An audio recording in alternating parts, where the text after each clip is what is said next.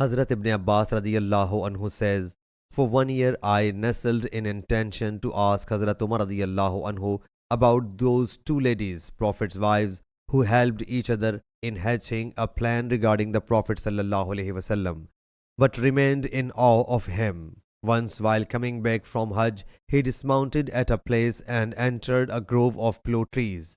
When he came out, I asked him. He whereupon said they were Hafsa and Aisha radiyallahu anha. He further said, in pre-Islamic period of ignorance, we would consider women nothing. When Islam dawned and Allah Jalla Jalaluhu mentioned them, we then came to know that they exercise some rights on us, but we did not permit them to meddle with our affairs. There occurred a debate between me and my wife, and she answered me back sternly. So I said, you do not enjoy this right. She thereupon said, you say it to me, but your own daughter hurts the Prophet sallallahu alaihi wasallam. I therefore went to Hafsa and said to her, verily I alarm you against the disobedience to Allah Jalla Jalaluhu and His Apostle sallallahu alaihi wasallam. Extremely hurt, I first went to Hafsa and then to Hazrat Salama. I told her the same. She whereupon said, O Umar, it's strange of you that you would meddle with our affairs, but now you have started interfering in the private affairs of Allah's Apostle sallallahu alaihi wasallam and his wives. She refuted it. There was an Ansari man, whenever he would remain absent from the meeting of Allah's Apostle sallallahu alaihi wasallam, and I would be present there, I would go and apprise him of the proceedings.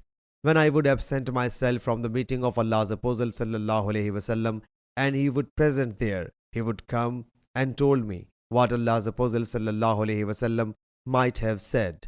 All the realms around Allah's Apostle sallallahu alaihi wasallam had been subjected except the king of Ghassan in Syria, and we would fear lest he should make an onslaught against us.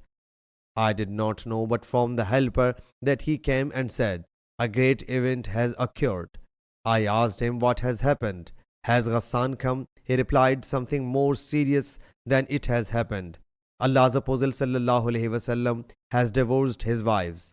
I went and found that the weeping sounds were coming out from all the chambers, and the Prophet sallallahu alaihi wasallam was in his attic, and there was a slave at the door of the attic. I went near him and said, seek permission for me.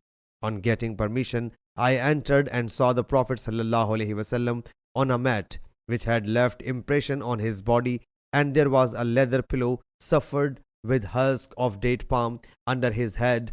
Moreover, some pieces of raw leather were hanging therein, and there was also some grass. I mentioned what I said to Hafsa and Salama, and the silencing reply made by Salama. Allah's Apostle sallallahu alaihi wasallam whereupon smiled. He sallallahu alaihi wasallam stayed in the attic for 29 days and then descended. Sahih Bukhari, Hadith number 5843.